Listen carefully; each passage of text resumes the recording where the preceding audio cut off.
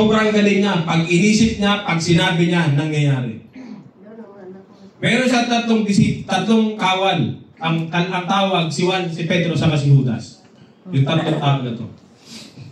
Sabi ng mahal na hari, meron tayong aakyatin ng mga bundok. Sa bawat bundok na aakyatin natin, may padadala ko sa inyo. Klaro. Tama mo? Klaro, clear. May padadala yung hari. Ngayon, sabi ng mahal na hari, may aakyatin tayong isang bundok. Excuse. Dalhin nyo. Sabi ng mahal na hari, magdala kayong malaking bato. Si Juan, si Pedro, saka si Judas. Ang ginawa ni Pedro at ni Juan, nagdala ko ng malaking bato. Paakyat sila sa bundok, yung si Juan at si Pedro, hirap na hirap, paakyat po ng tuktok ng bundok. Alam mo yung dinano ni Judas, maliit lang na bato. Sabi niya, bato. Bato naman, pareho naman, bato. Maliit lang, pasipol-sipol si Judas. Si Juan saka si Pedro, hirap na hirap.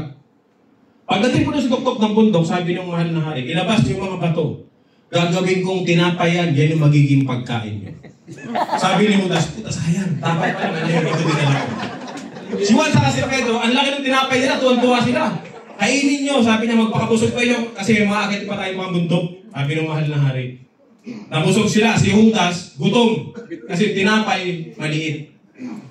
Eto ngayon, pagbaba ng bundok, pagdating dito sa bundok nito, kapaba.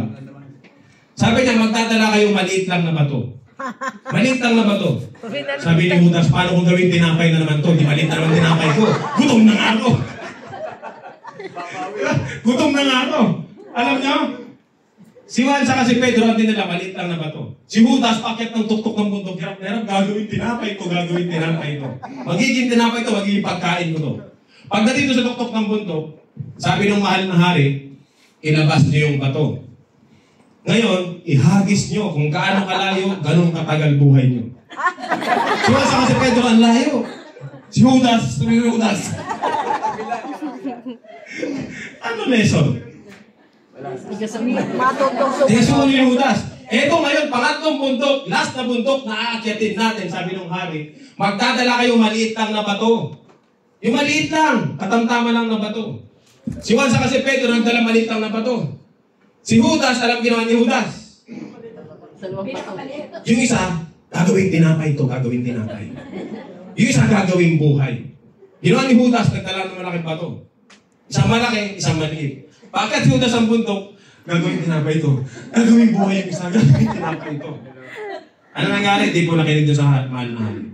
Pagdating ng tuktok ng bundok, sabi ng mahal na hari, o ilabas yung mga bato. Sabi ng mahal na hari, simula ngayon, yan yung magiging itlog nyo. Napagkakalat si Judas. Sabi diba? Ano moral lesson? Wala. Follow your upline. Dapat wala kang attitude ka. Tandaan nyo po, hindi namin gugustuhin na maghirap kayo. Mas gugustuhin namin na mas yumaman kayo. Kaya simple lang. Payayamanin mo lang left and right mo. Tama po? Pag mayaman to, ano ka? Mayaman. O pag milyonary to, ano ka?